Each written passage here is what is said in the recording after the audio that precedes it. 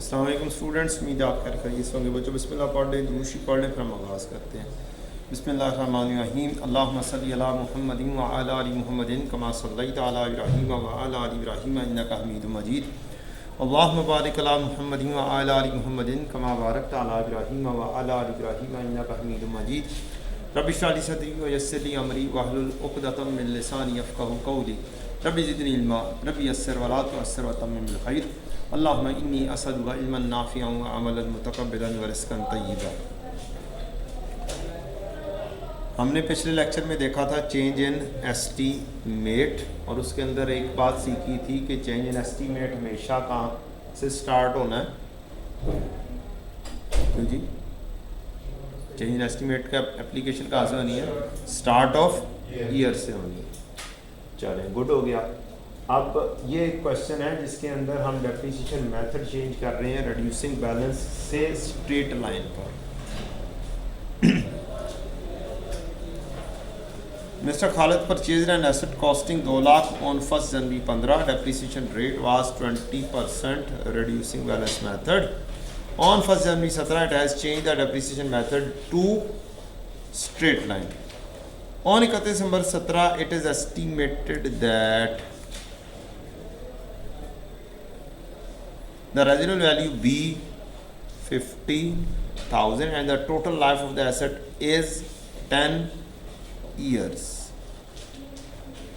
ये सिर्फ सिखा दिया, या आगे एग्जामिनर को लिखने की ज़रूरत नहीं थी, या मुझे लिखने की ज़रूरत नहीं थी, जस्ट समझाने के लिए बताया। रिक्वायरमेंट है depreciation for the year ended 31 दिसंबर 15, 16 और 17। आप 18 भी कर लें, एक दफ़ा करें, फिर मैं करता हूँ और फिर हम आगे बढ़ेंगे इंशाल्लाह। 17, 15, 16, 17 और 18।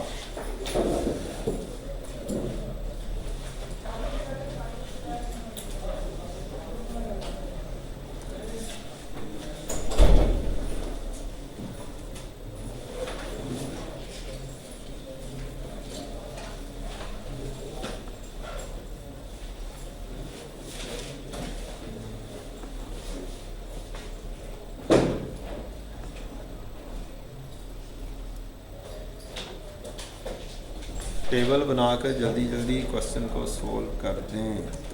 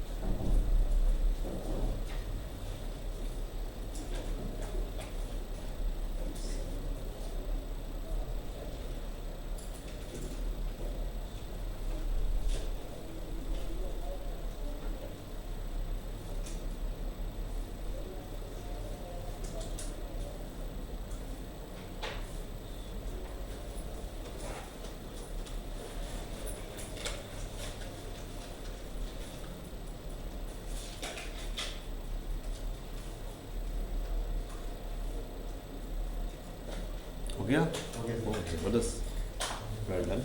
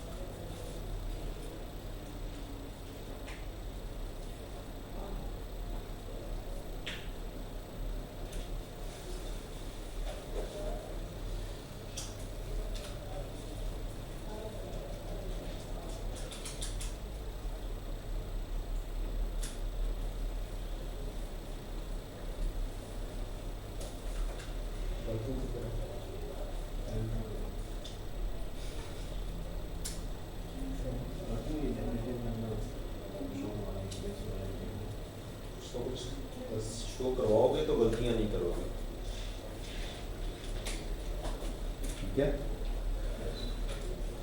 वर्किंग ज़रूरी होती है। हाँ, अगर आपके मार्क चीज़ें बिल्कुल एक्यूरेट हैं फिर बेशक गायब हो जाएं, लेकिन हु नोस कि आपकी चीज़ें बिल्कुल एक्यूरेट हैं, तो कुछ थोड़ी बहुत वर्किंग एटलीस्ट नज़र आनी चाहिए है। इतना भी स्मार्ट नहीं होना बने कि वर्किंग्स ही नज़र ना आए और फिर मार्क्स लूज हो जाए। ठीक, हर चीज़ ही बिल्कुल ही कैलकुलेटर के ऊपर नहीं हो, कुछ ना कुछ नज़र आना चाहिए। रिक्वायरमेंट के मुताबिक आप चलें, बिल्कुल चलें। Calculate depreciation expense for the year 31 दिसंबर 15, 16, 17, 18। हमारा पहले क्या था, रिड्यूसिंग बैलेंस था, तो हम यहाँ से जल्दी जल्दी करें और शुरू हों 1 जनवरी 15 को हमारा एसेट आया, ये उसकी आ गई कॉस्ट, ये आपका 2 लाख रुपया क्या आ गया, कॉस्ट का आ गया। अब डेप्रीसिएशन आपकी है, आप बेशक वर्किंग ना लिखें, थोड़ी बहुत चल जाएगी। वैसे ये वर्किंग है, ज़रा कितने परसेंट था, 20% था, जो कि 40,000 आ रहा था। यहाँ पर बेशक आप वर्किंग ना लिखें, ठीक, बेशक ये 1,60,000 ना लिखें, लेकिन पता होना चाहिए 1,60 आना है। 1,60 के ऊपर दोबारा से अगले साल की डेप्रीसिएशन होनी है 31 दिसंबर 15। अगर आप शार्पली चल रहे हैं, इसके ऊपर टाइम नहीं लगना इतना एज सच।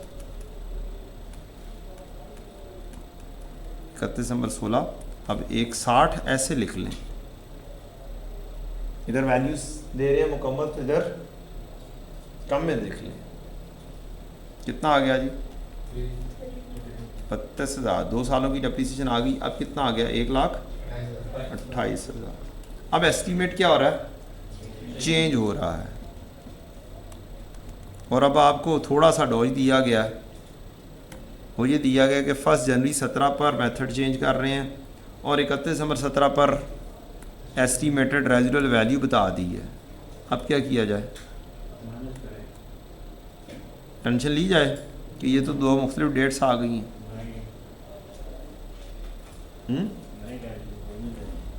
टेंशन कोई नहीं लेनी है। हाँ, सबसे पहले तो आपने घबराना नहीं है, चाहे जितनी मर्जी गलतियाँ हो जाए, तो वर्किंग करनी है। अब आपकी WDV आ चुकी हुई है, 2 मुख्तलिफ डेट्स भी आ गई हैं, तो चेंज इन एस्टीमेट अप्लाई कब से होना है, साल के शुरू से होना है। तो ये 1 जनवरी 17 हो, ये भी 1 जनवरी 17 ही कंसिडर कर लेंगे, आपका एक ही साल के अंदर है एस्टीमेट चेंज। तो रेजिडुअल वैल्यू 15,000 हमें बता दी है, लाइफ उसने टोटल 10 साल बता दी है। तो यहाँ से मेथड स्ट्रेट लाइन पे शिफ्ट होना है, तो फार्मूला चेंज हो जाना है। अब फार्मूला क्या हो जाना है, क्यों जी,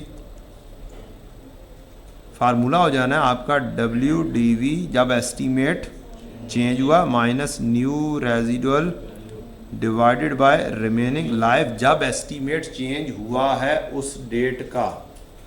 मींस WDV भी आपको 1 जनवरी 17 की चाहिए, रिमेनिंग लाइफ भी 1 जनवरी 17 पर चाहिए। लाइक विद लाइक चलना है। तो आपका ये आ गया 1,28,000 माइनस किया आपने डिवाइडेड बाय टोटल लाइफ कितनी, 10 साल गुजर कितने गए, 2। आंसर क्या आया,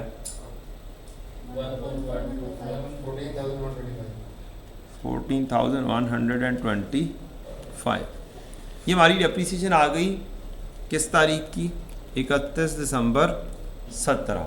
अब जितने भी साल आगे चलने हैं उनकी डेप्रीसिएशन क्या होनी है, सेम चलनी, 14,125 ही आनी है। अब आगे वर्किंग कोई ज़रूरत नहीं है लिखने की। अब बेशक WDV भी ना निकाल लें, क्योंकि आप WDV की बेस के ऊपर क्वेश्चन चल ही नहीं रहा। इससे ऑनवर्ड तो इसी की बेस के ऊपर चल रहा, सेम वर्किंग। तो लिहाजा डेप्रीसिएशन अगर अगले साल की दे भी दी है या मांग भी ली है, तो क्या करें, डायरेक्टली ऐसे लिख दें, नो टेंशन, क्योंकि रिक्वायरमेंट क्या पढ़नी है, हमने रिक्वायरमेंट के मुताबिक एडजस्ट करना है अपने आप को, अपने आंसर को, ठीक, और टाइम कम से कम लगाना है। इतनी वर्किंग करनी है कि आप खुद भी गलती ना करें और एग्जामिनर को भी समझ लगे। ठीक, जल्दी ज़रूर काम करना हमने, लेकिन इतना भी शॉर्ट ना कर जाएं कि ना आपको खुद पता चले ना एग्जामिनर को पता चले। तो लिहाजा आपने तरीके से चलना है। तो आप टेबुलर वर्किंग, ये जो टेबल है ये वाली वर्किंग किया करें, होमवर्क में जो क्लास वर्क किया है वो करें, और आगे वाली बातें भी कुछ पढ़ लें तो अच्छी बात है। चलें जी,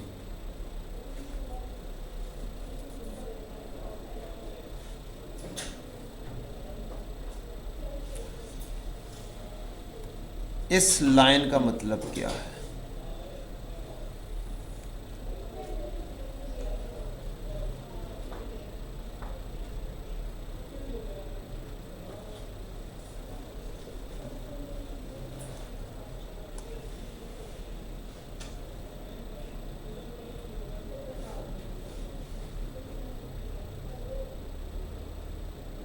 जी, जब तक वो दूसरे एसेट की कैरी अमाउंट में शामिल ना हो। मतलब थोड़ा सा समझाना है, कोई एंट्री शंट्री करके समझाएं। जर्नल एंट्री इसकी क्या हो जाएगी? ये क्या कहानी कह रहा है? वो कह रहे हाँ हाँ बताएं। इसमें जो डेप्रिसिएशन टोटल डोज में जाती है वैसे सिंपल नहीं होता है। उसमें क्या है कि जो अनलेस कि उसमें जो कोई और एसेट है उसमें उसका जो डेप्रिसिएशन की जो उसके कॉन्सिक्वेंसेस उसमें ना जा रहे हैं। Entry, journal entry, I need a journal entry for both of these. पहले वाले हिस्से की मैं एंट्री लिख देता हूँ। इस हिस्से की एंट्री है depreciation charge for the period shall be recognised in profit and loss. इस हिस्से की एंट्री है depreciation expense debit, accumulated depreciation credit. Cash आ जाए या बैंक आ जाए, कोई और एसेट आ जाए, डेप्रिसिएशन डेबिट आपको कैश क्रेडिट या बैंक क्रेडिट कर दें, डेप्रिसिएशन उसको चार्ज कर दें। डेप्रिसिएशन डेबिट कैश क्रेडिट कभी एंट्री सुनी है? एसेट को चार्ज कर देंगे। ट्रांसफर ऑफ एसेट वाला भी एसेट तो भी कर सकते हैं क्रेडिट डेप्रिसिएशन में। चलें, मैं मिसाल देता हूँ।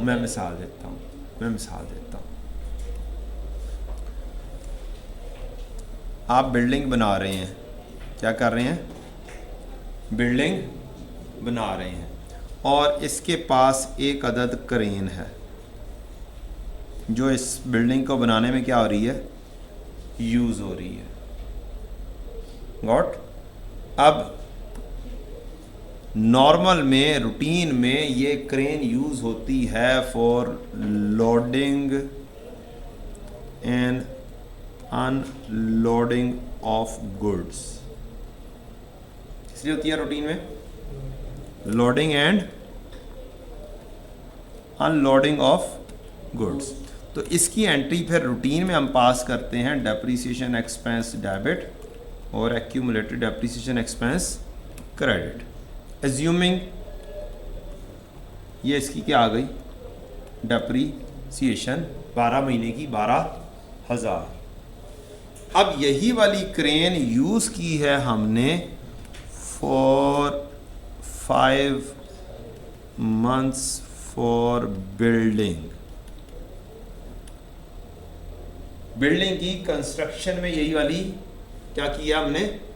यूज़ की है। तो अब इसकी एंट्री फिर क्या हो जाएगी? अब जो डेप्रिसिएशन एक्सपेंस है वो रूटीन का एक है और एक है एक्यूमुलेटेड डेप्रिसिएशन। डेप्रिसिएशन जो टोटल चार्ज करनी है वो तो 12,000 ही होगी। क्या होगी? 12,000। 7 महीने इसने रूटीन का काम किया है। ठीक, तो डेप्रिसिएशन एक्सपेंस जो प्रॉफिट एंड लॉस में जाएगा वो जाएगा 7,000, और 5,000 इसने बिल्डिंग बनाने में किरदार अदा किया है, तो ये 5,000 चला जाएगा बिल्डिंग को as a non current asset.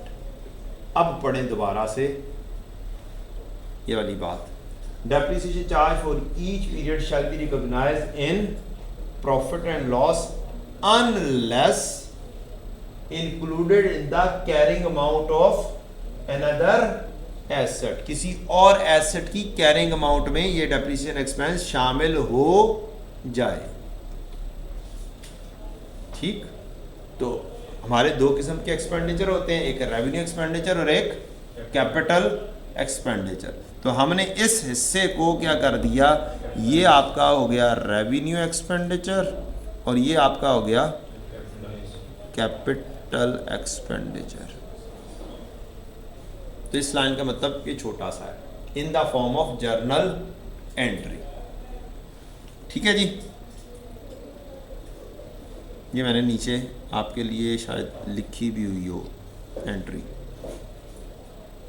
अगली चीज़, डेप्रिसिएशन आपने चार्ज करनी है, चाहे आपका एसेट क्या पड़ा रहे, फारिग हो, फिर भी चार्ज करेंगे।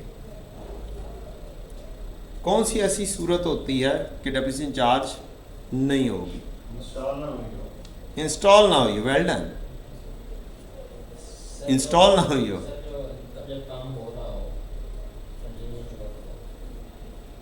नहीं वो तो ठीक है, वो तो अंडर प्रोसेस की कहानी होगी, अभी तो वो अवेलेबल फॉर यूज़ ही ना हो।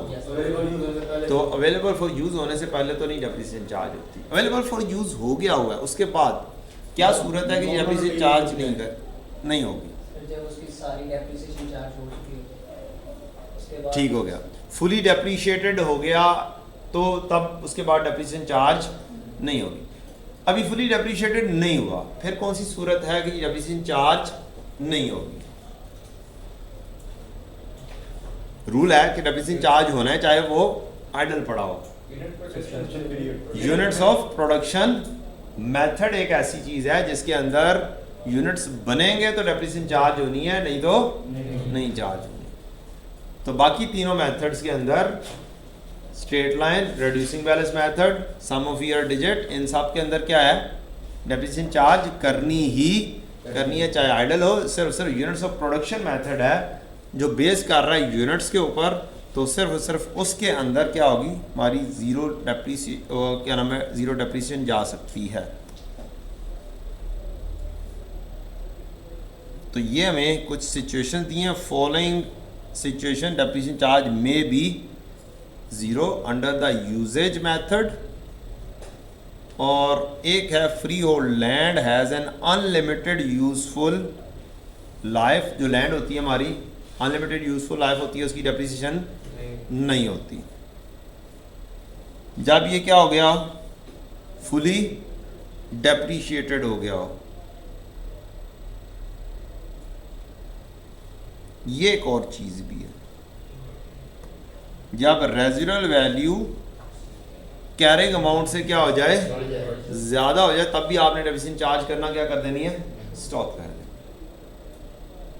चेंज इन एस्टीमेट के तहत रेजिडुअल वैल्यू ज़्यादा हो गई, आप डेप्रिसिएशन ऑलरेडी कर चुके होंगे। गाड़ियाँ हैं, एकदम से प्राइसेस शूट अप हो गई, कैरिंग अमाउंट कम है, रेजिडुअल वैल्यू ज़्यादा है, डेप्रिसिएशन स्टॉप। तो ये थ्योरी भी थोड़ी बहुत पढ़ा करें। एग्जामिनर आजकल काफ़ी सियाना हो गया, क्या करता है कि थोड़े थोड़े से थ्योरी वाली चीज़ें भी दे देता है। जस्ट एक दफ़ा गो थ्रू करनी है। जो बुक आपको दी है इसमें आई कैप की 100% थ्योरी अवेलेबल है, और आई कैप की बुक में तो थ्योरी है, फिर दरमियान में एग्जाम्पल, फिर थ्योरी, फिर दरमियान में एग्जाम्पल, समझ नहीं लगती। तो मैंने एग्जाम्पल्स निकाल के क्या कर दी हुई हैं, सारी इकट्ठी कर दी हुई हैं, और थ्योरी क्या कर दी है, सेपरेट कर दी, क्रॉस रेफरेंसिंग ज़रूर कर दी हुई कि कहाँ पे कौन सी एग्जाम्पल जाके आप पढ़ लें। तो अब 2-3 पेजेस के ऊपर थ्योरी होती है, तो खुदारा क्या कर लिया करें, थोड़ा सा पढ़ लिया करें, ठीक है, ज़रा फाका हो जाएगा इंशाल्लाह पेपर में।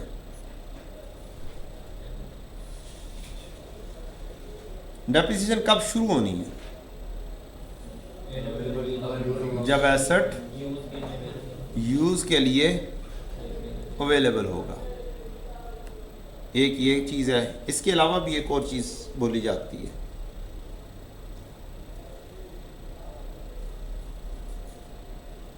एक और वर्ड भी बोला जाता है, when it is in the location and condition as per the management जैसा चाहे उस लोकेशन में और उस कंडीशन में अगर एसेट आ जाए तो फिर उसको क्या करते हैं, डेप्रिसिएशन स्टार्ट कर दी जाती है, उससे पहले नहीं स्टार्ट की जाती। ये है जी दूसरी बात, location and condition as intended by the management. तो ये दो बातें आपके जहन में होनी चाहिए कि डेप्रिसिएशन स्टार्ट करने के लिए ये दो अल्फाज यूज़ होते हैं। कब रोक देनी है, जब हम इसे किताबों से हम निकाल देंगे तब ये सीज हो जाएगी, या फुली डेप्रिशिएट हो जाते तब भी हम रोक देंगे। तो ये आपकी हो गई दो अदद एग्जाम्पल होमवर्क में। जस्ट आपने पढ़नी है और क्या करना है, देख लेना है कि हो गई, ऐसे ही कंप्लीटनेस जस्ट आपने इंश्योर करनी है।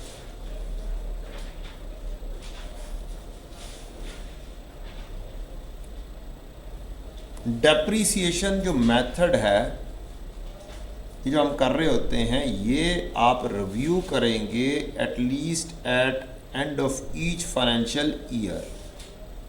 हर साल के एंड पर क्या किया जाता है, रिव्यू किया जाता है कि कोई चेंज तो नहीं है। बोला तो बात हम चेंज नहीं करते अक्सर, लेकिन ना ही हम ये अप्लाई कर रहे होते हैं इंडस्ट्री में बैठ के।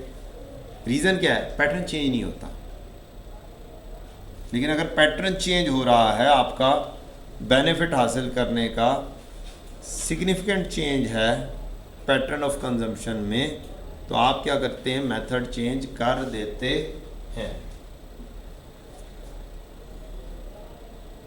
ये आपका फार्मूला आ गया जो आपने सीखा था। WDV should be right of over the remaining life. Formula ये पढ़ा था ना आपने, क्या पढ़ा था formula, WDV when estimate change minus residual value जो कि डेप्रिशिएट नहीं होना, divide by remaining life.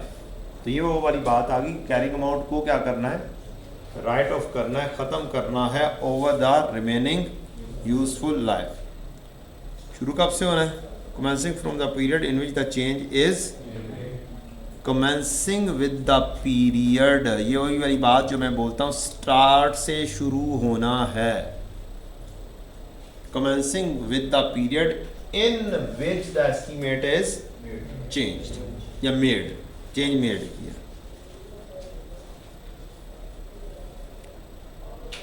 Useful life और रेजिडुअल वैल्यू को कब कब देखना है, ये भी वही है, जब आपकी एक्सपेक्टेशन हो कि सिग्निफिकेंटली डिफर कर रही हैं तो आप क्या करें, ये वाला एस्टीमेट चेंज कर लें। आगे बढ़ते हैं, ये भी आपकी छोटी छोटी सी नन्ही नन्ही सी एग्जांपल्स हैं। ये अगर आप कर लेंगे तो आपके लिए फ़ायदा होगा, नहीं करेंगे तो अब तुम्हारी मर्ज़ी। ठीक है जी, चलें, चेंज इन एस्टीमेट हो गया हमारा ख़त्म। शुरू करते हैं हम रिवैल्यूएशन। शुरू से ही, स्टार्ट में ही कोई डिस्पोजल नहीं किया, कोई चेंज इन एस्टीमेट नहीं, ओ क्या नाम है, कोई एक्सचेंज नहीं किया, कोई डिस्पोजल नहीं की, किधर छलांग मारने लगे हैं। सबसे ज़्यादा आती कौन सी चीज़ है, रिवैल्यूएशन। अभी हमने टेबल सीखी है, अब टेबल के अंदर मज़ीद जिद्दत सीखेंगे इंशाल्लाह। चलें, चाचू Aslam limited started business on 1st January 18 and purchased an asset costing 100 million on 1st January 18. When useful life of the asset is estimated at 10 years, it was revalued on 1st January 20 at 110 million. क्या सबने revaluation पढ़ी हुई है, नहीं पढ़ी, सबने नहीं पढ़ी। ठीक है, कोई टेंशन नहीं, मैंने तो सारों को पढ़ानी। चलें आए जनाब, शुरू करते हैं। रीवैल्यूएशन में आपकी एक वर्किंग, क्या एक सिंगल वर्किंग, उसी से जर्नल एंट्रीज होती हैं, उसी से ही टी अकाउंट बनते हैं, उसी से ही notes to the financial statements बनते हैं, और उसी से ही क्या होती है, एक्सट्रैक्ट्स बनते हैं। 3-4 किस्म के सवाल आ सकते हैं हमें। जो सबसे ज़्यादा पूछा जाने वाला सवाल है वो एक्सट्रैक्ट्स है या क्या है, नोट्स है। ये 2 किस्म के सवाल पूछे जाते हैं, और हमने एक वर्किंग बना के इससे सारी चीज़ें सीखनी है। क्या करना है, सारी चीज़ें, सारे कॉन्सेप्ट्स एक ही वर्किंग के ऊपर बेस कर रहे होंगे, और वो वर्किंग हम आधी से ज़्यादा सीख चुके होंगे। जो भी हमने टेबल बनाना सीखा है वही टेबल हमने स्टार्ट करना है बनाना। सिर्फ क्या करना है आपने, अब कॉलम थोड़े से ज़्यादा रखने हैं, 1 2 3 4 5 कॉलम बनाएं जी। 5 कॉलम, 3 कॉलम पहले से बना रहे हैं, ऐसे ही है। एक डेट लिखते हैं, एक डिस्क्रिप्शन होता है, और एक कॉस्ट वाला, एसेट वाला कॉलम होता है। और सब्र से कर लो,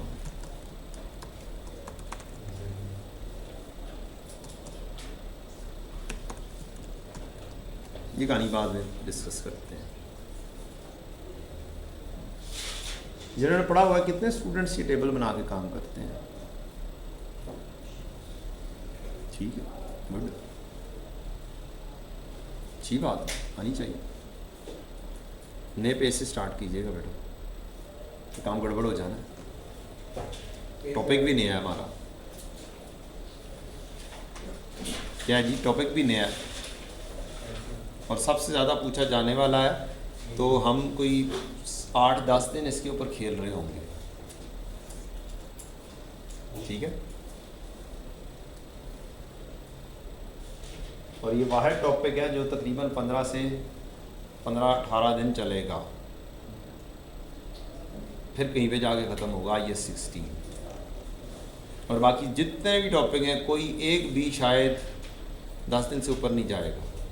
मेजॉरिटी 4 दिन, 5 दिन, 4 दिन, 5 दिन, 6 दिन, इस तरीके से चल रहे होंगे।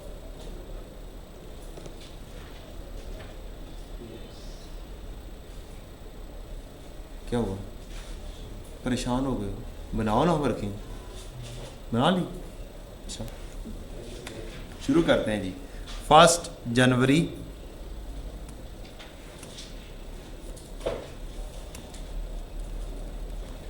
18 आपने एसेट ख़रीदा,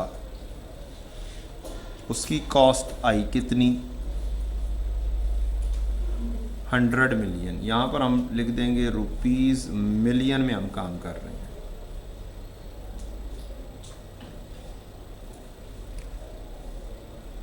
इसकी लाइफ थी हमारी 10 साल, रेजिडुअल वैल्यू कितनी थी, नहीं दी हुई, तो इसका मतलब 0 ले लेंगे।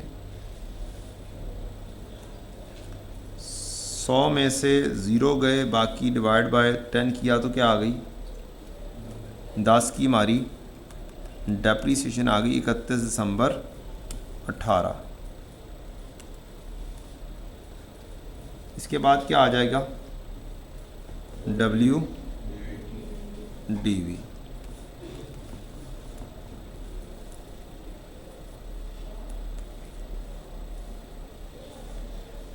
अगले साल क्या फिर से होनी है डेप्रीसिएशन, 10 की फिर से की,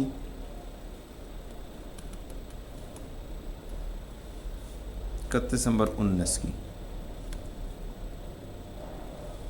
और हम पहुंच गए किस पर, 80 पर। ये हमारी क्या आ गई, WDV।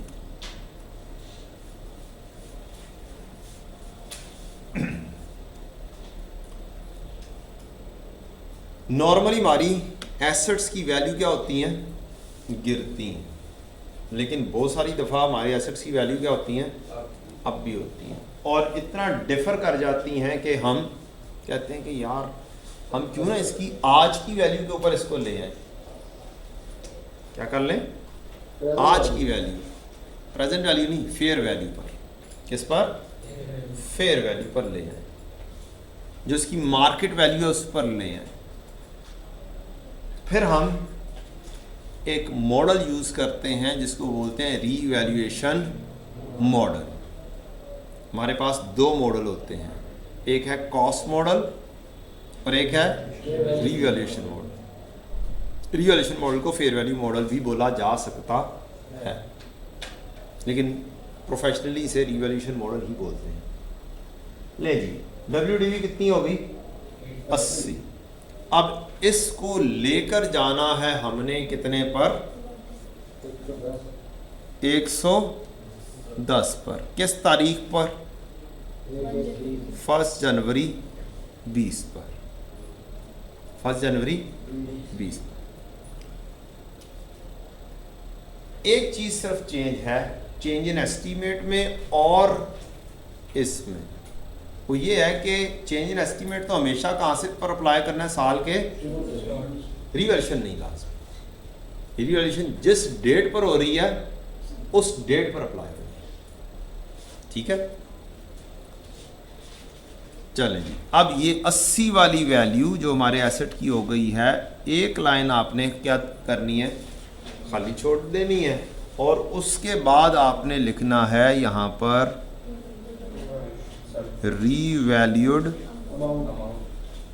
अमाउंट। 31 दिसंबर नहीं, 1 जनवरी। अच्छा बेटा जी,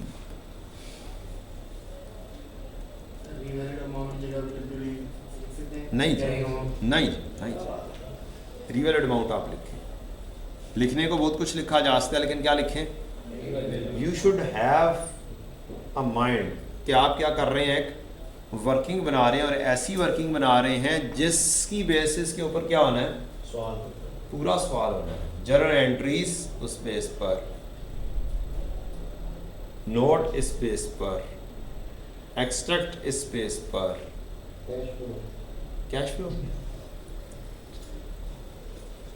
तो सारा काम ही इस वर्किंग की बेसिस पर होना है।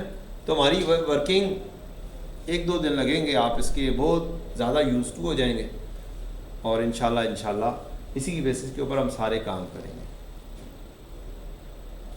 चलें जी, रीवैल्यूड अमाउंट की जगह पर जब आप सीनियर हो जाएंगे तो R.A आप ज़रूर लिख सकते हैं। Revalued amount R.A। कितनी वैल्यू पर लेकर जाना है? 110 पर। ये लिखा हुआ है, ये रीवैल्यू किया गया और कितने पे पहुंच गया है? 110 पर। वैल्यू बढ़ी या कम हुई? कितने से बढ़ी? 30 से बढ़ी। क्या हो गई है जी? वैल्यू बढ़ रही है। कह सकता हूं बैठे बिठाए एक अदद खुशी मिली। मेरे 80 वाली चीज कितने पे हो गई? वैसे ना घर में डॉलर पड़े हो और डॉलर बढ़ गए, वो बंदा क्या करेगा? छलांगे लगाएगा, वो जी मैं तो अमीर हो गया। और बाकी बंदे रो रहे होंगे। हाँ, उन बाकी के पास डॉलर नहीं है, वो उनके पास है, बस हमारे पास थोड़ी। अच्छा जी, तो बैठे बिठाए 80 वाली चीज कितने में पहुंच गई है? 110 पर। एक हिसाब से ये हमें फायदा हुआ है, हमें गेन हुआ है। ठीक, इस गेन को जो हमें फायदा हुआ है इसको बोलते हैं रीवैल्यूएशन सरप्लस। बढ़ गई चीज, सरप्लस पे आ गई, क्या बोलते हैं जी? Revaluation surplus. तो हम एक कॉलम इसके साथ और बना लेंगे जिसका नाम क्या होगा? Revaluation surplus. मैं शॉर्ट वर्ड लिख रहा हूँ, R.S is equal to revaluation, और आप वर्किंग में ऐसे ही लिख देंगे, R.S ही लिख देंगे। सारी दुनिया को पता है R.S क्या है? Revaluation surplus. वैल्यू कितने पे पहुंच गई? सरप्लस भी 30 का आ गया। और फिर इसका क्लोजिंग क्या हो जाएगा? 30 हो जाएगा। तो अब आपने किन स्टेप्स पर ये वर्किंग करनी है? पहले नंबर पर आपने क्या किया? ये लिखा। दूसरे नंबर पर आपने क्या किया? ये वाली वैल्यू की।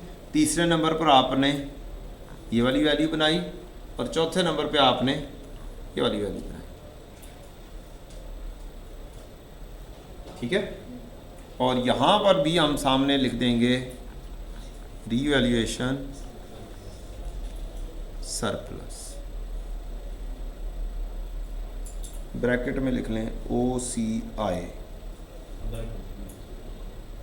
बाद में बातें करते हैं सारी। ठीक है जी। 1 जनवरी 20।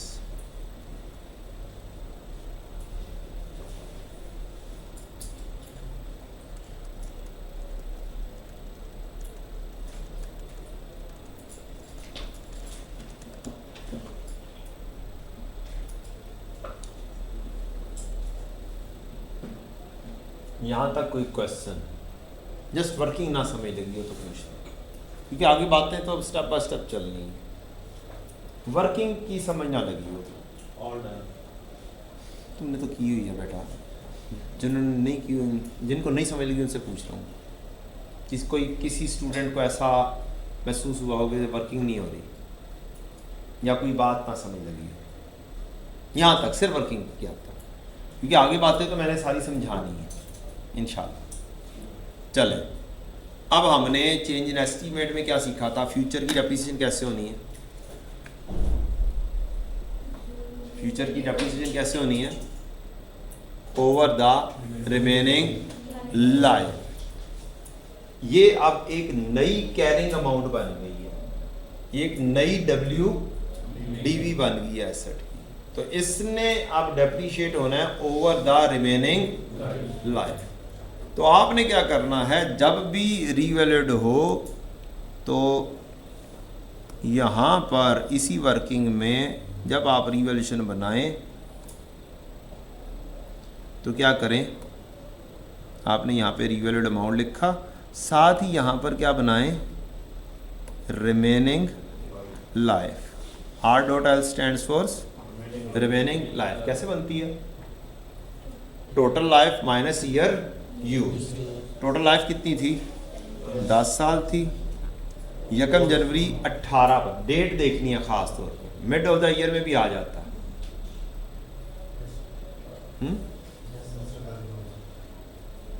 कितने साल हो गए? 1 साल और 2 पूरे साल गुजर चुके हैं। तो यहाँ पर हमारी रिमेनिंग लाइफ कितनी आ गई? 8 आ गई।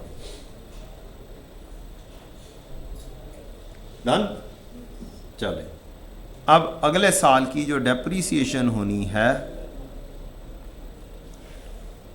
वो अब हम करेंगे ये वाली WDV, ये वाली नई कैरिंग अमाउंट, ये वाली revalued amount 110 minus new residual value अगर कोई चेंज है, डिवाइडेड बाय रिमेनिंग लाइफ जो हमने फाइंड की है।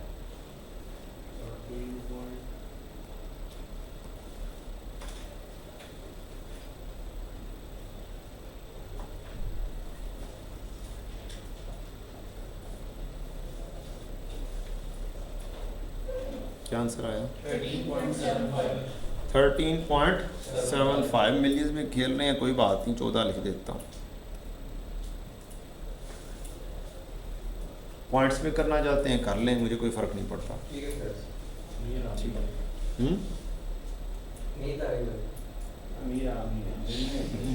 मिलियंस में खेलते हैं हम, पेपरों के अंदर मिलियंस में खेलते हैं।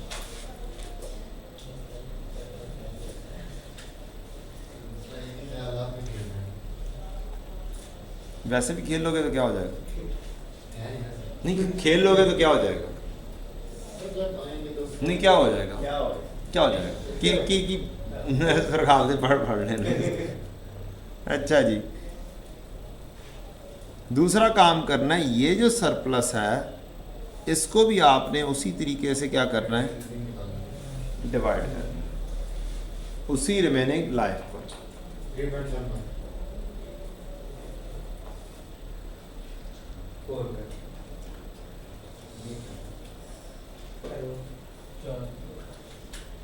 इधर किया तो इधर भी करोगे बेटा, ठीक है। चलें समझाने के लिए पूरा एग्जैक्टली लिख देते हैं। इधर भी 13.75 लिख देते हैं और इधर भी क्या लिख देते हैं, 3.75 लिख देते हैं। 96.25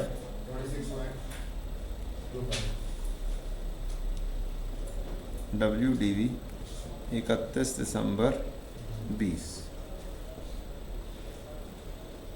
एक साल और बनाएंगे।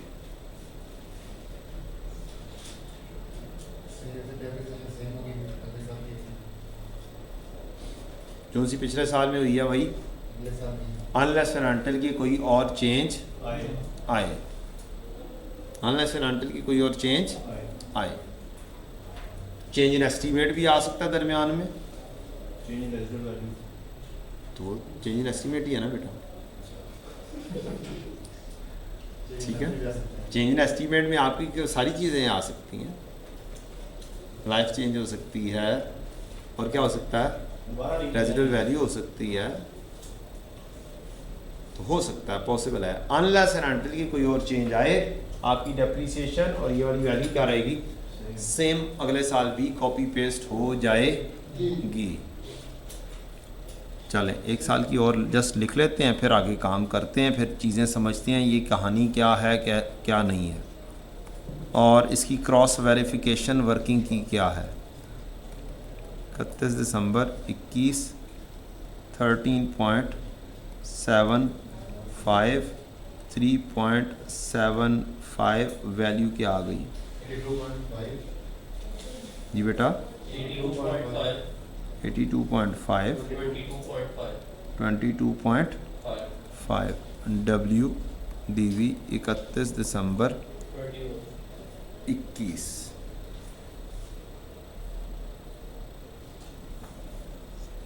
यहाँ पे चेंज ऑफ मेथड भी आ सकते हैं।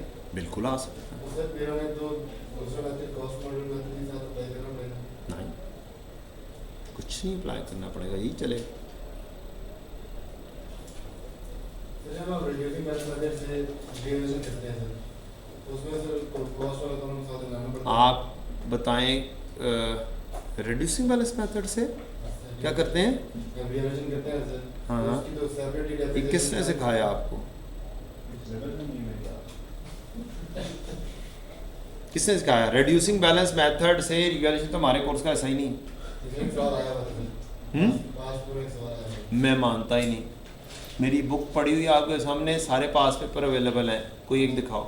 19 में था है मैं करूँगा आपको। सर ने करवाया। लेकर आइएगा बेटा, स्टडी टेक्स्ट में कोई एक सवाल दिखा देना मुझे। कहाँ पे पड़ी है? क्या दिखा देना, एनी सिंगल क्वेश्चन।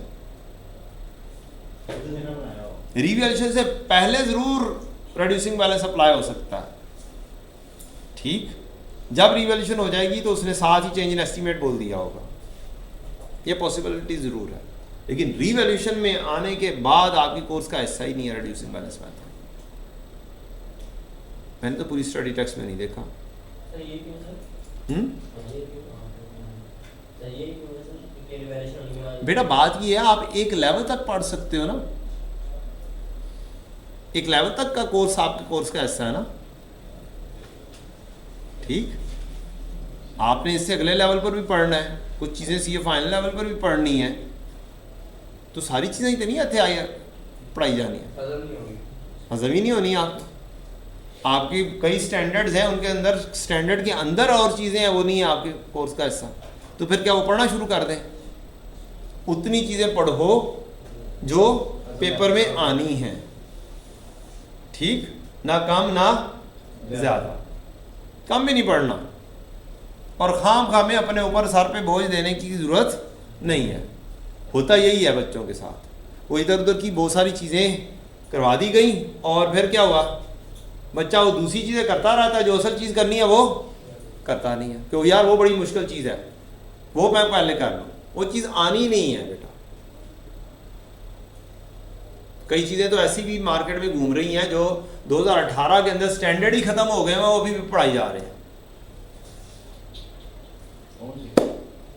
IAS 23 में पढ़ाऊँगा, बताऊँगा, शायद आपने पढ़ी हो, शायद ना पढ़ी हो, पढ़ाई जा रही है, ख़त्म हो गया, स्टैंडर्ड ही मुक गया, की करिए। इसलिए बोल दिया आपने, एक चीज़ बोली, मुझे सिर्फ और सिर्फ स्टडी टेक्स्ट से एक क्वेश्चन लाकर दिखाना, हमने ओनली सिंगल क्वेश्चन। खुद से बनाया हुआ आपने? स्टडी टेक्स्ट की बात कर रहा हूँ, आई क्या? हाँ, इंटरनेट की बात नहीं कर रहा। इंटरनेट में तो पता नहीं क्या है, कुछ मिल जाएगा आपको। वेलकम। हमने वो चीज़ें जो चेंजेस आई हैं वो पढ़नी नहीं है, और जो उनसी चीज़ें हैं ही नहीं वो दिमाग लगाते रहना, फ़ायदा कोई नहीं है बेटा उसका।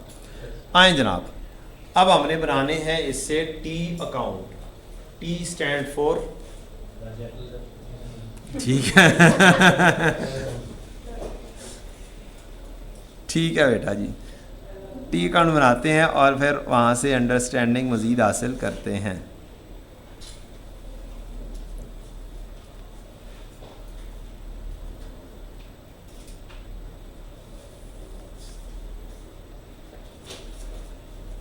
काफ़ी साल है मेरा ख्याल है, हैवी किस्म के टी अकाउंट बना लेते हैं।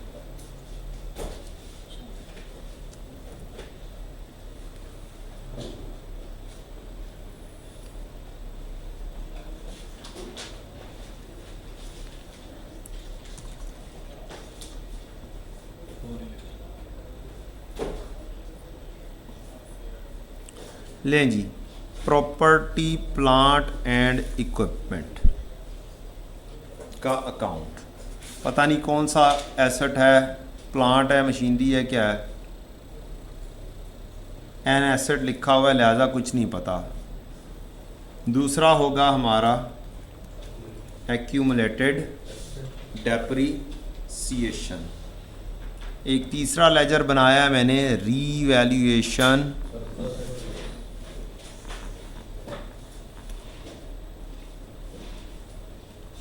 सरप्लस का। एक चौथा भी होता है अकाउंट, उसकी बात हम बाद में करेंगे।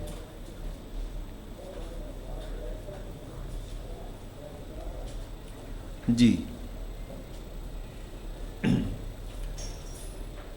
मैंने बोला था 3 कॉलम की वर्किंग होगी, तो अभी तक 2 कॉलम आए हैं, तीसरा कॉलम इंशाल्लाह आज तो मुश्किल ही है, कल आ जाएगा इंशाल्लाह।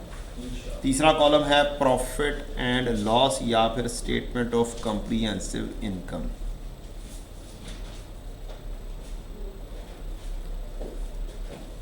एसेट की नेचर क्या होती है? क्यों जी, एसेट की नेचर क्या होती है? Debit. Well done. Revaluation surplus की नेचर क्या होती है? क्रेडिट। जिन्होंने पढ़ा हुआ है उन्हें पता है। चलो, रीवैल्यूएशन सरप्लस होता क्या है? Other income.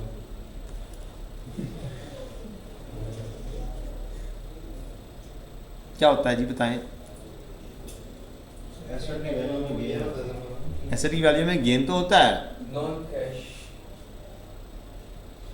5 एलिमेंट्स हैं, कौन कौन से हैं जिनके ऊपर पूरी अकाउंटिंग चलती है? Capital. Liabilities, capital. Assets, expense, income, income liabilities, liabilities और ऑनर्स इक्विटी। 5 है, equity, assets, liabilities, income and expense. ये 5 एलिमेंट्स हैं जिनके ऊपर पूरी अकाउंटिंग बेस है। Only 5 elements. क्या ये एसेट है? एसेट तो इधर है, एसेट तो गया। क्या किसी के पैसे देने हैं? या क्या ये खर्चा है? नहीं। नहीं। 2 चीज़ें बचती हैं, या इनकम या इक्विटी। क्या ये हमने कमाया है या बैठे बिठाया आया? बैठे बिठाया आया। ये क्या है? इक्विटी का पार्ट। ये क्या है? इक्विटी का पार्ट है। और ये इक्विटी जो है इसकी नेचर क्या होती है? क्रेडिट क्रेडिट नेचर होती है। ठीक, इक्विटी की नेचर क्या होती है? क्रेडिट होती है। तो ये हो गई किस नेचर पर? क्रेडिट नेचर पर।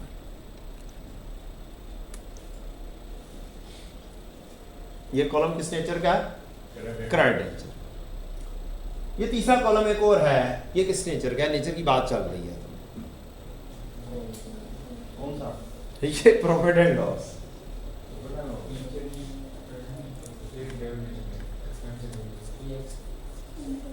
नॉर्मली जितने सवाल अभी तक आपने किए हैं, नॉर्मली इनकम ज्यादा होती है या एक्सपेंस ज्यादा होता है?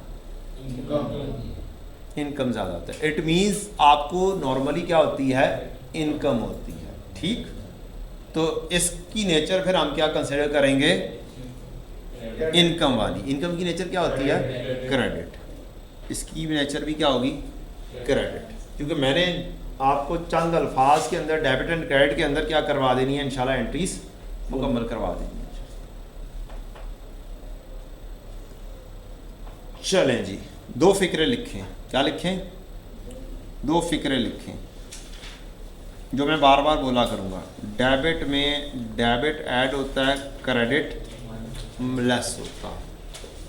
और दूसरा फिक्रा है क्रेडिट में क्रेडिट ऐड होता है और डेबिट लेस होता है। ठीक है जी। इसके ऊपर हम बहुत सारी बिल्डिंग्स खड़ी करेंगे कॉन्सेप्ट्स की।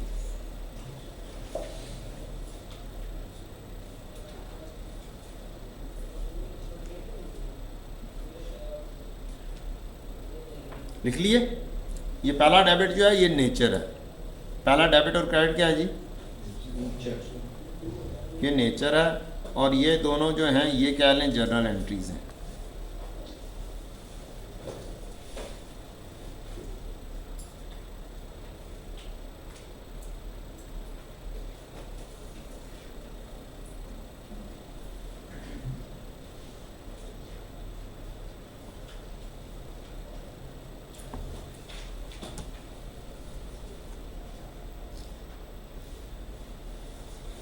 एक फॉर्मेट जर्नल एंट्रीज का भी बना लें।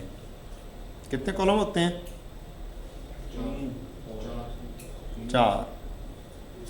4 होते हैं बेटा। 3 केड़े होंगे ने? वो एक में डेबिट क्रेडिट में एक में डेबिट एंड क्रेडिट बना देते हैं। सिखाया था किसी ने? लिखा हुआ है, वही मेथड है। किससे सीखा था? किसने सिखाया था कि एक ही कॉलम के अंदर डेबिट भी लिख देना, क्रेडिट भी लिख देना? वो एक टीचर होते थे प्राइज में भी ऐसे। अच्छा, उन्होंने क्या सी एक ब्रैकेट से लिख दियो, एक पॉजिटिव से लिख दियो। एक ऊपर एक नीचे। अच्छा, एक ऊपर एक नीचे। ठीक है, ऊपर हेडिंग दे देना डेबिट क्रेडिट और फिर उसके नीचे हो गया। ठीक है। तो 2 हो गए ना कॉलम खुद ही। ठीक है जनाब इज़्ज़त, हाँ आगे बढ़ें। अब साथ साथ एंट्रीज करनी है, साथ साथ क्या करना है? उनकी पोस्टिंग करनी है टी अकाउंट के अंदर। और एंट्री देखते जाना है कहाँ से? हमने इस वर्किंग से। ठीक है जी। पहली एंट्री क्या हो रही है? 1 जनवरी 18 एसेट डेबिट कैश क्रेडिट और कैश पेबल बैंक और रिवीजन करवाए ना, जो मैं बता चुका हूँ। Advance bank advance. हाँ, asset debit cash credit, asset debit bank credit, asset debit payable credit, asset debit advance to supplier credit. चलें जी, पहली एंट्री हो गई आपकी 1 जनवरी 18 property plant and equipment debit और cash credit bank credit payable credit या फिर एडवांस क्रेडिट 100 मिलियन से। अगली एंट्री भी करके फिर आगे चलते हैं। 31 दिसंबर 18 पे एंट्री हुई। किधर गया? गायब हो गया, रुस गया।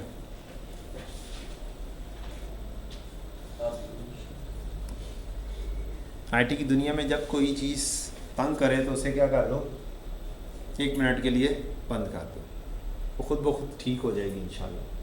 इंशाअल्लाह। आपका कभी मोबाइल तंग कर रहा हो उसे शट डाउन कर दें, कभी लैपटॉप ना काम कर रहा हो उसे शट डाउन कर दें।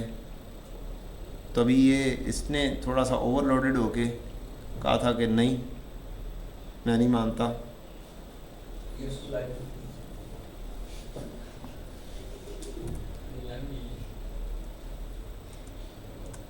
चलें जी, 31 दिसंबर 18 की entry depreciation debit accumulated depreciation credit कितनी थी भला?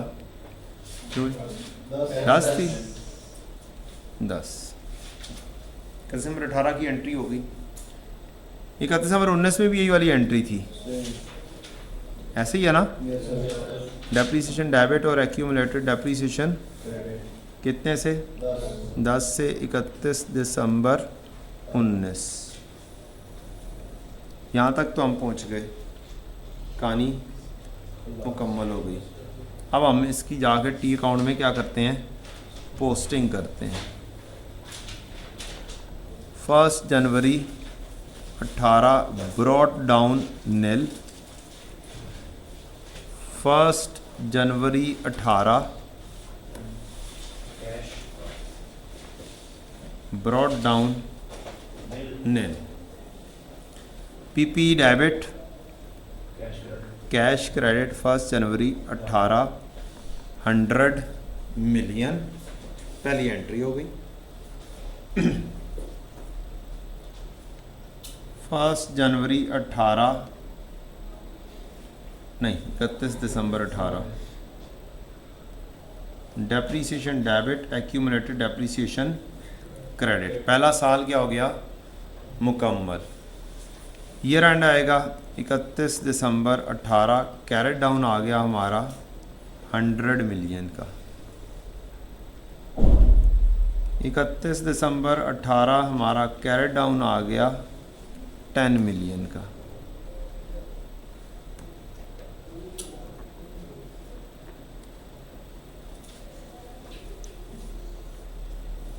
ऐसा तो नहीं है कि यहाँ तक कोई चीज़ समझ ना लगी हो। बच्चों वाली एंट्रीज का तो मसला नहीं है ना।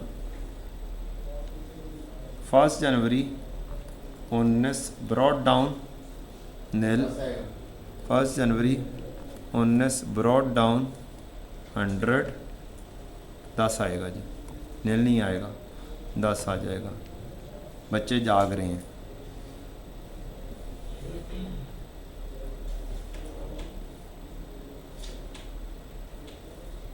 अगले साल की एंट्री 31 दिसंबर 19 depreciation debit accumulated depreciation credit. 31 दिसंबर 19 कैरेट डाउन 100।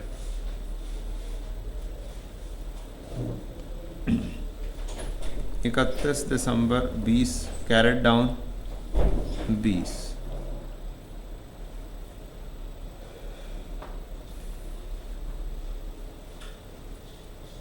अब हम पहुंच गए उस साल में जिस साल में क्या हो रही है, रीवैल्यूएशन हो रही है। 1 जनवरी 20 ब्रॉट डाउन 100। 1 जनवरी 20 ब्रॉट डाउन 20।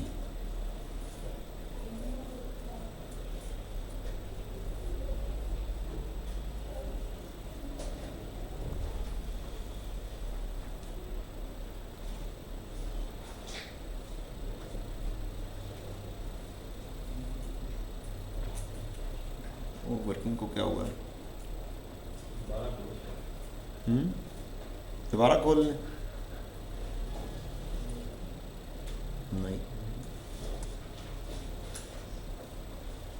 ये तो सही हो गई है ना।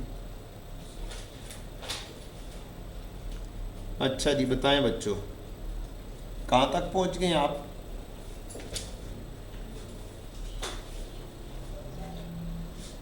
PP debit cash credit 100, depreciation debit accumulated depreciation credit 10, WDV की कोई एंट्री नहीं होती। Depreciation debit accumulated depreciation credit 10। आप पहुंच गए carrying amount WDV net book value 80 के ऊपर। ये हमें नज़र आ रही है अपने टी अकाउंट से भी 100 की cost minus accumulated depreciation is equal to your carrying amount. 100 minus 20 is equal to 80। Not आगे बढ़े। 1 जनवरी 20 के ऊपर आते हैं हम।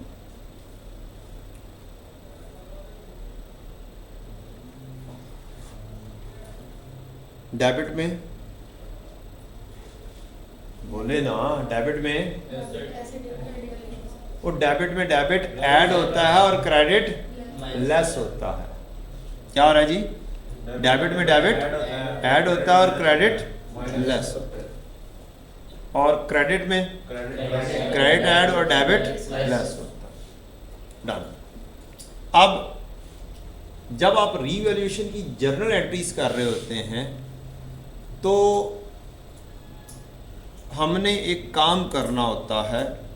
पहला काम ये होता है कि जितनी भी इसकी एक्यूमुलेटेड डेप्रिसिएशन है इसको उठाना है और एसेट अकाउंट में भेज देना। पहला स्टेप क्या है जी? यहाँ पर एक्यूमुलेटेड डेप्रिसिएशन 20 की है, इसको ख़त्म कर देना है और किधर भेज देना है? एसेट अकाउंट में भेज देना है। एंट्री क्या हो जाएगी? एक्यूमुलेटेड डेप्रिसिएशन डेबिट और एसेट क्रेडिट किस तारीख पर होगी? 1 जनवरी 20 को। यहाँ पर क्या लिख देंगे? प्रॉपर्टी प्लांट एंड इक्विपमेंट, और इधर क्या लिख देंगे? 1 जनवरी 20 पर एक्यूमुलेटेड डेप्रिसिएशन। ऑपोजिट ऐड लिखते हैं ना जी। पहला स्टेप क्या है जर्नल एंट्री करने का कि आपने क्या करना है, जितनी एक्यूमुलेटेड डेप्रिसिएशन मौजूद होगी रिवैल्यूएशन के वक्त, कितनी मौजूद है, इसको उठाना है और किधर भेज देना है? Asset account. ये पहली एंट्री है किसकी? Revaluation. First journal entry of revaluation is हवाई एंट्री। इसका नाम क्या है जी? हाँ, तो जाके आई क्या बिना बोल देना हवाई एंट्री है। ये क्लास का बस नाम है हवाई एंट्री। क्या है? हमारी क्लास का नाम है। इसका क्या है? हवाई एंट्री, हवाओं में एंट्री। क्या काम कर रहे हैं जी आप? एंट्री पास कर रहे हैं accumulated depreciation debit, PPE credit या एसेट क्रेडिट या प्लांट क्रेडिट, जो सा भी एसेट हो। 1 जनवरी 20 पर 20 की आपने एंट्री पास की, और क्या पास की? Transfer of entire balance in accumulated depreciation to asset account so that asset came at its book value। आज के लिए लाजमी है, आज के लिए लाजमी है। ये आपको बता रहा हूँ कि हो क्या रहा है। एक दफ़ा लिख दिया है, बार बार आप क्या करेंगे? इसको बोल लेंगे, याद हो जाएगी चीज़। Transfer of entire balance in accumulated depreciation to asset account so that asset came at its book value WDV carrying amount net book value.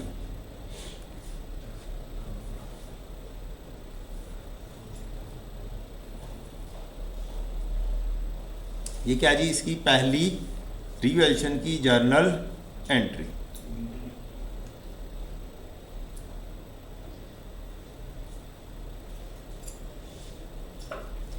जी ये देखें जी, क्या एसेट सोप का है? -20 हुआ तो क्या हो गया? 80 क्या है इसकी? Book value WDV carrying amount. ये जो एंट्री पास की है, क्या ये वाली एंट्री आपको वर्किंग में नजर आ रही है कहीं? कहाँ पे आ रही है? नहीं, वर्किंग में नजर कहीं पे आ रही है? ये वाली एंट्री हवाई है, यहाँ से हमने शुरू किया था, ये नजर आ रही है asset debit cash depreciation debit accumulated depreciation, कम से कम एक साइड नजर आ रही है डेप्रिसिएशन डेबिट एक्यूमुलेटेड डेप्रिसिएशन। यहाँ पर जब डिविजन परफॉर्म किया तो ये वाली एंट्री नजर नहीं आ रही, इसलिए इसका नाम क्या है? हवाई एंट्री। पहली एंट्री कौन सी हुआ करेगी? कब? रिवैल्यूएशन के बाद हवाई एंट्री। तो है होगी क्या? एक्यूमुलेटेड डेप्रिसिएशन डेबिट और एसेट अकाउंट क्रेडिट। अगली एंट्री आप खुद बनाएंगे, मैं नहीं बनाऊंगा, ठीक? और वो वाले बच्चे जिन्होंने पढ़ा हुआ वो नहीं बोलेंगे, जिन्होंने पढ़ा हुआ वो नहीं बोलेंगे। किन को नहीं पढ़ा हुआ मैं उनसे पूछूंगा। आपने नहीं पढ़ा हुआ, आपने नहीं पढ़ा हुआ। अब आपने क्या करना है बच्चों, आप लोगों ने ये करना है कि मैंने कुछ अल्फाज बोले हैं, डेबिट में डेबिट ऐड होता है और क्रेडिट, और क्रेडिट में क्रेडिट ऐड होता है और डेबिट लेस होता है। यही पढ़ा हुआ ना, यही अभी थोड़ी देर पहले पढ़ा है। इसकी नेचर क्या है? ये क्या हो रहा है? क्या क्या एंट्री पास करेंगे? एसेट को डेबिट करेंगे या क्रेडिट करेंगे? जी डेबिट। इसकी नेचर क्या है? ये क्या हो रहा है? प्लस ही हो रहा है, बढ़ ही रहा है, क्या करेंगे? क्रेडिट करेंगे। तो एंट्री क्या होगी? बैलेंस होगी, एक डेबिट है और एक क्रेडिट है। चलें, ये 30 की एंट्री क्या होगी? डेबिट नेचर में ये बढ़ रहा है, तो ये क्या हो गया? डेबिट। ये क्रेडिट नेचर है, ये बढ़ रहा है, ये क्या हो जाएगा? क्रेडिट। रूल क्या है? क्रेडिट में क्रेडिट क्या होता है? ऐड होता है, और अगर कोई चीज ऐड हो रही है तो वो क्या हो रहा होगा? क्रेडिट हो रहा होगा। Got the point? सारी एंट्रीज यहां पर नजर आएंगी सिवाय एक एंट्री के, हवाई एंट्री के। बाकी सारी एंट्रीज यहां पे नजर आएंगी। और इसी तरीके से डेबिट एंड क्रेडिट के रूल के तहत हम क्या करेंगे? पास कर, कोई और साइंस नहीं लगा, कोई रट्टे नहीं लगा, ओनली दिस वर्किंग और ये वाला रूल, बस। आपकी एंट्री कभी गलत नहीं होगी इंशाल्लाह। एंट्री भाई बताएं, ऐसा क्या हो रहा है? डेबिट। रिवैल्यूएशन सरप्लस क्या हो रहा है? क्रेडिट। डन? ये हर दफ़ा मुख्तलिफ सिचुएशन आएगी, मुख्तलिफ तरह से वर्किंग के अंदर डील हो रहा होगा, और फिर एंट्री करना बिल्कुल भी मुश्किल नहीं होगा। चलें जी, फिर इसका दूसरा हिस्सा करते हैं। एसेट को कर दिया हमने डेबिट, किस तारीख पर? 1 जनवरी 20 पर। एसेट डेबिट किया हमने कितने से? 30 से। और 1 जनवरी 20 पर बीडी सरप्लस का आ रहा था नील, और हमने कर दिया इसको 30 से क्रेडिट। क्या कर दिया? 30 से क्रेडिट। ये क्या चीज़ हो गई? PPE यहाँ पर लिख देंगे 1 जनवरी 20 पर, और इधर ऑपोजिट हेड लिख देंगे रिवैल्यूएशन सरप्लस। यहाँ से हमें पता चल जाएगा एंट्री क्या हो रही है? PPE debit, revaluation surplus credit. कितने से? 30 से। डन? मुश्किल तो नहीं है बेटा, आसान है। ओ गुड।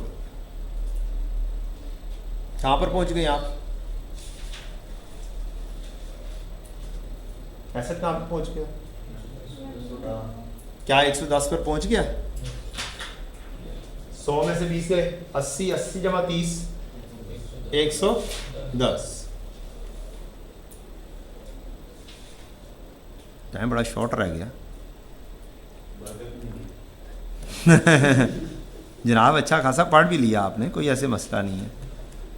पहले दिन ऐसा ही होता है, बरकत नहीं रही। क्या डेप्रिसिएशन की एंट्री करनी है या नहीं करनी? करवा दें, करवा देते हैं जी। 31 दिसंबर 20। एंट्री करने से पहले एक चीज़ पूछना चाहूँगा आपसे,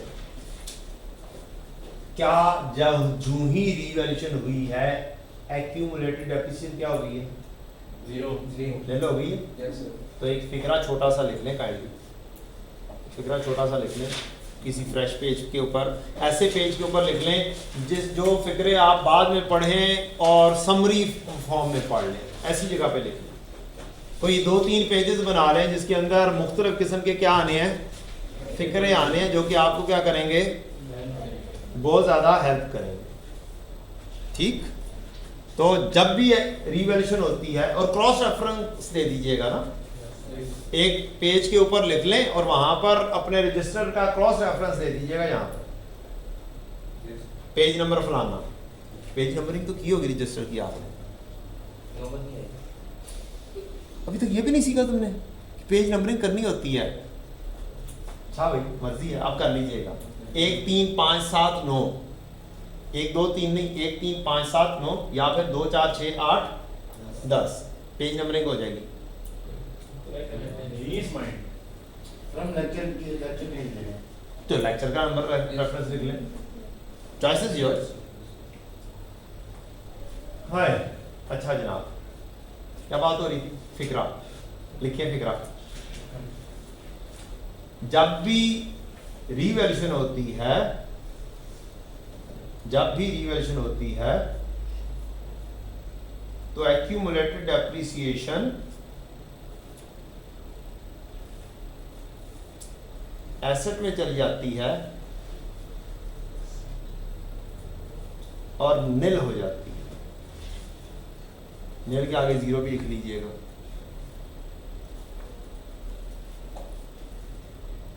ये फिक्रे जो है ना, मैंने आगे जाके आपको बार बार बोलने हैं, और बार बार मैंने इन फिक्रों से क्या करवाना है, आपको इतने शॉर्टकट्स करवा देने हैं इंशाल्लाह कि आपके जो उनसे क्वेश्चन 45 मिनट में कर रहे होते हैं, वो आप 25 मिनट में इंशाल्लाह करना शुरू हो जाएंगे।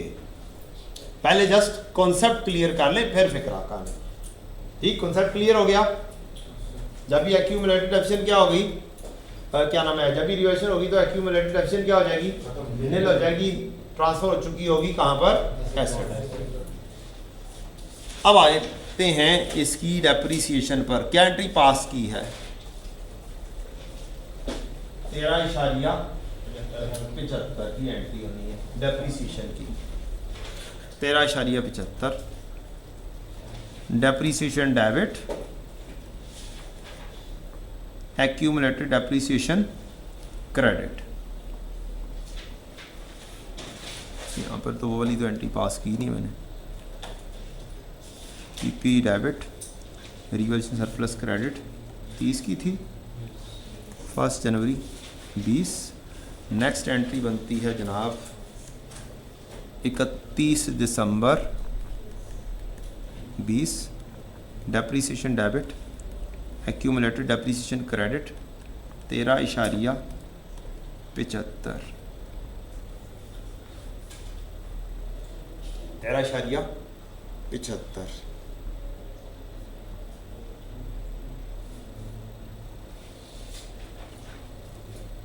इसकी एंट्री हमने पास कर ली है 13.75। ठीक, इसकी अगर डेप्रिसिएशन नॉर्मल में चल रही होती तो कितनी होनी थी? 10 होनी थी। अब कितनी हुई है? कितनी ज्यादा है ये नजर आ। अभी कितनी चार्ज की हमने? 13। ओरिजिनल में कितनी थी? 10। इस साल में भी 10 ही चार्ज होनी थी, स्ट्रेट लाइन से चल रहे हैं। तो ये क्या है? इजाफी डेप्रिसिएशन। लिखें इसके ऊपर नाम छोटा सा साइड पे करके, इजाफी डेप्रिसिएशन। और इजाफी डेप्रिसिएशन की फिर इंग्लिश बतानी है मुझे आपने। इजाफी डेप्रिसिएशन और रिटेन्ड अर्निंग नहीं, इसकी एंट्री, इसका नाम है इंक्रीमेंटल डेप्रिसिएशन। इजाफी डेप्रिसिएशन सिएशन ये एक्सपेंस आउट हो गया ना ना नहीं नहीं बताता हूँ, सारा कुछ बताऊंगा यार। अच्छा जी,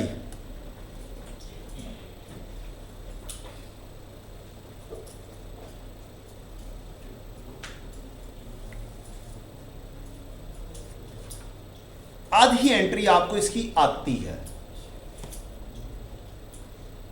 जिन्होंने फर्स्ट टाइम पढ़ रहे हैं उन्हें आधी एंट्री इसकी आती है।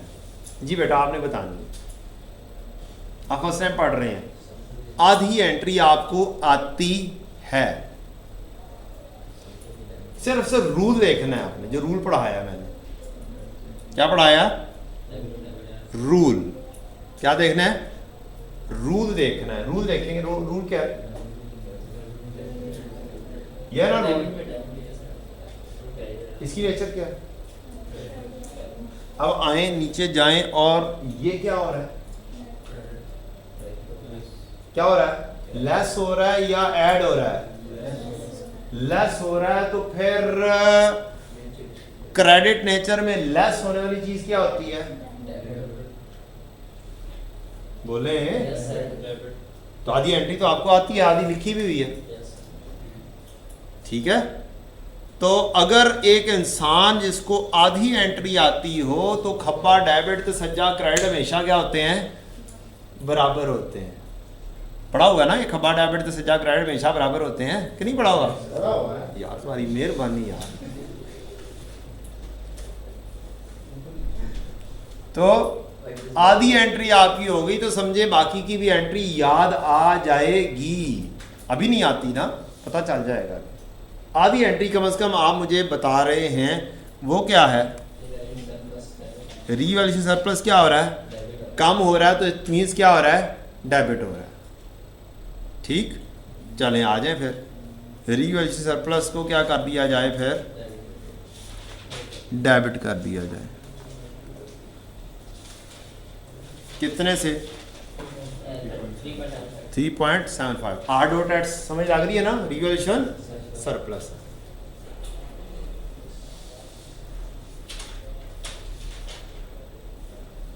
मुझे तो ऐसे लगा जैसे पहली दफा आप सुन रहे हैं। खब्बा डेबिट सज्जा क्रेडिट हमेशा बराबर होते हैं।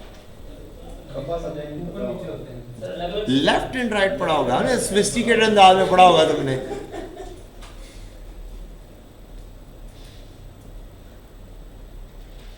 अच्छा जी, ये वाली साइड भी फिर बराबर ही होगी, 3.75 ही होगी।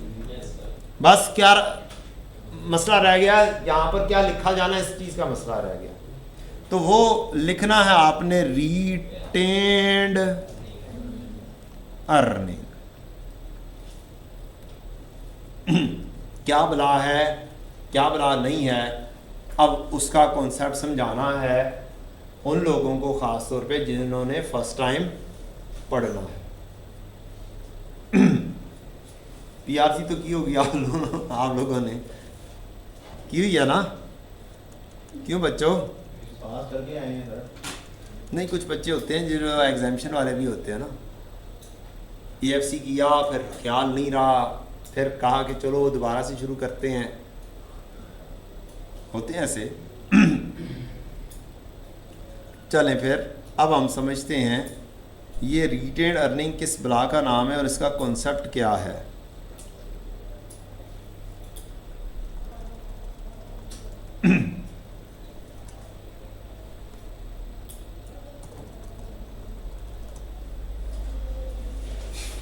ठीक है जी, बचपन में आपने पढ़ा था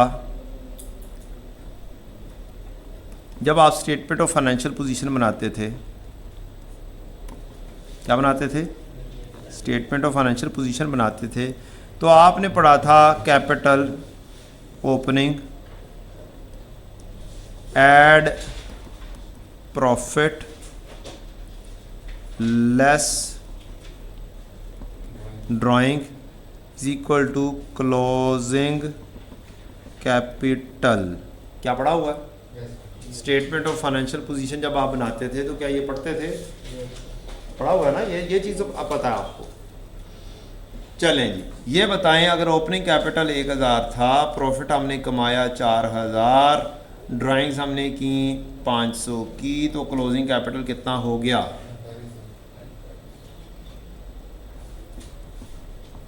डन।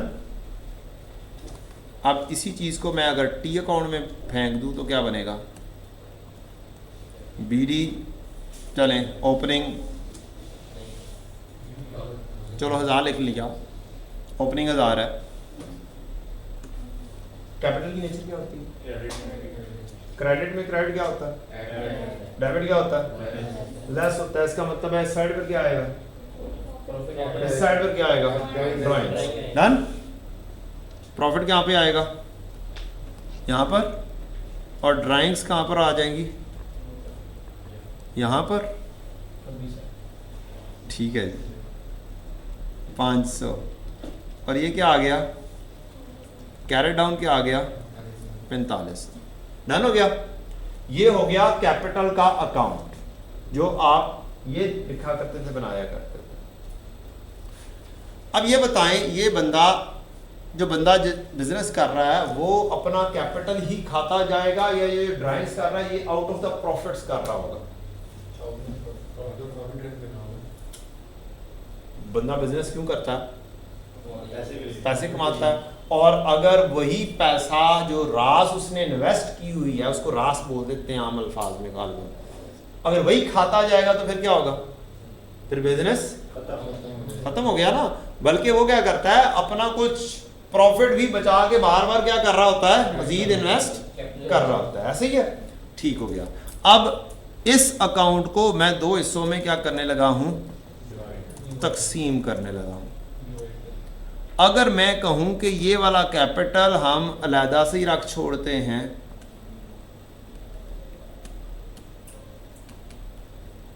और बाकी का जो प्रॉफिट कमाया वो अलहदा रख देते हैं, और इसी में से ही हम क्या कर देते हैं?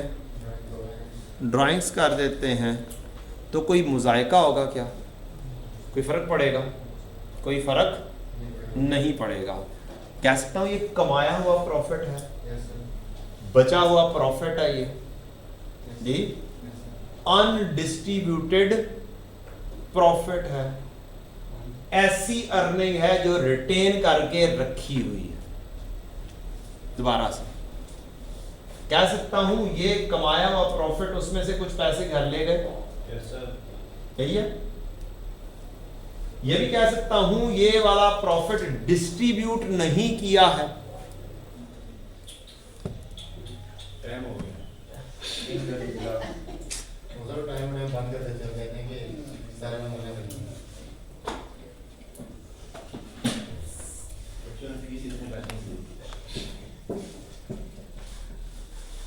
पैसे पूरे हो गए हैं ये कहना चाह रहे हो? नहीं सर, वो समझ ना बात इतना जल्दी आ जाए ना, तो मैनेजमेंट वाले कहते हैं कि आप पंखा लाइट ऑन करते तो मैं डाउन कर दिया मैनेजमेंट से, और मैनेजमेंट से। और फर्स्ट टाइम पढ़ने वाले बच्चों को मुश्किल तो नहीं हो रही पोस्ट में बैठ के? बंदा ये सोच रहा होता है कि पता नहीं समझ लगेगी कि ऊपर से ही चली जाएगी।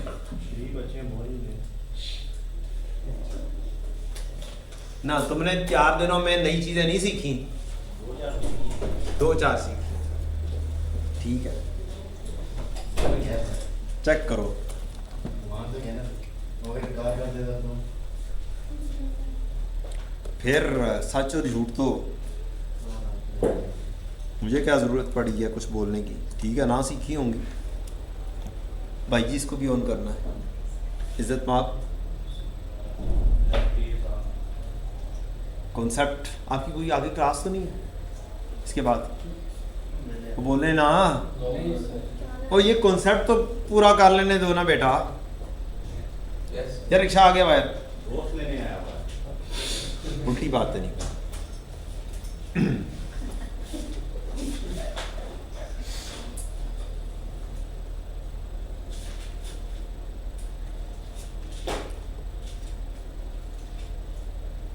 हाय,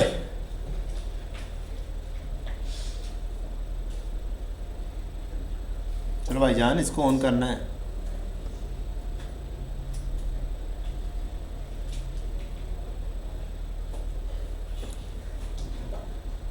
लें जी, ये इसको बोलते हैं अनएप्रोप्रिएटेड प्रॉफिट।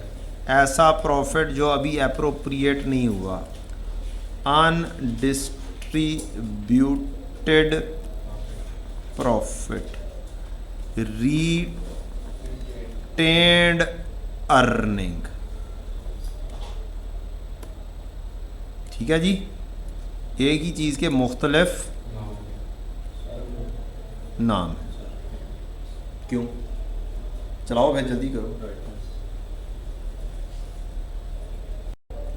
जी। इसको बोलते हैं बच्चों retained earning, unappropriated profit, undistributed profit. Carried down कितना आ गया? 3500। इसका कैरेट डाउन कितना आ गया? 1000 जमा 3500, 4500 पूरा हो गया। अब ये जो रिटेन्ड अर्निंग का अकाउंट है R.E, रिटेन्ड अर्निंग का जो अकाउंट है, जब हम बड़े हो जाएं और कंपनी का काम करें तो फिर इसके अंदर यहाँ पे तो प्रॉफिट ही आएगा, और प्रॉफिट आएगा आफ्टर टैक्स वाला। और जो ड्राइंग्स हैं, जब बड़े हो जाएं कंपनीज हों तो ड्राइंग्स नहीं हो रही होती है, इसको बोलते हैं डिविडेंड। क्या बोलते हैं? डिविडेंड देना। और एंट्री बन जाती है retained earning debit dividend payable credit. Drawings की क्या आ जाती है? नाम क्या चेंज हो जाता है? डिविडेंड्स का। Retained earning debit dividend payable credit. ठीक। और फिर इसका आ जाता है CD। इसका पैरेलल जो एंट्रीज की हैं वो बनाई हैं अभी।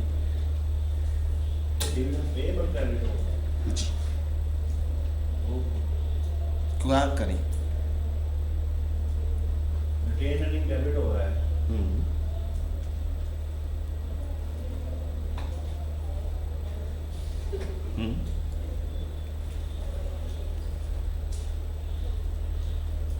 क्या करूं? बता दो। कुछ और करना है तो वो बता दो। डिविडेंड रिसीवेबल शायद। अल्लाह खैर करेगा। मैं क्या शायद कुछ और बोलेगा कि पे करते हुए कैश पे कर दिया तो कैश क्रेडिट करवा दे, शायद उसने कुछ और ही जगह पे ले गया, रिसीवेबल शायद की तरफ ले गया, तो फिर काम गड़बड़ है। कॉन्सेप्ट्स का थोड़ा सा प्रॉब्लम मौजूद है। एंट्री क्या हो जाएगी यहाँ पर? Retained earning debit dividend payable credit. अब शेयर होल्डर्स हैं, ओनर हैं, उनको जो पैसा दिया जाता है उसको बोलते हैं डिविडेंड बोलते हैं। और चूंकि आपने एक एंट्री पास करनी है और आपने कहना कि अब ये हमने देना है, तो एंट्री इसकी होती है retained earning debit dividend payable credit. बाकी की बातें इसकी बाद में। अभी सिर्फ यहाँ पर रिटेन्ड अर्निंग का कॉन्सेप्ट देना था, और यहाँ पर क्या एंट्री होनी है? रीवैल्यूएशन सरप्लस डेबिट और रिटेन्ड अर्निंग। ये रीवैल्यूएशन सरप्लस भी इक्विटी का पार्ट है और ये भी इक्विटी का पार्ट है। जी बेटा। जनाब मैंने इसके ऊपर आपको लॉजिक्स तक देनी है कि ये जो एंट्री 3.75 कर रहे हैं इसकी लॉजिक क्या है। इंशाल्लाह ये 2-3 दिन दें, ये आपको लॉजिक्स तक इंशाल्लाह मिलेंगी कि क्या कर रहे हैं, क्यों कर रहे हैं, वजह क्या है, कब करनी है, कब नहीं करनी, उन सब की रीज़न इंशाल्लाह हम डिस्कस करेंगे। थैंक यू जी, आज के लिए इतना ही। और होमवर्क क्या है? होमवर्क होमवर्क होमवर्क होमवर्क क्या बताया? ये लिखा हुआ मैंने कॉन्सेप्ट और इसकी कहानी लिखी हुई है। आपने क्लास वर्क को रिपीट करना है, प्लस क्या करना है, प्रैक्टिस क्वेश्चन नंबर 28 है। क्या करना है जी? Practice question number 28। Page number बताना तो बेटा, पेज नंबर, चैप्टर नंबर 1 का पेज नंबर नहीं, कोई चक्कर नहीं।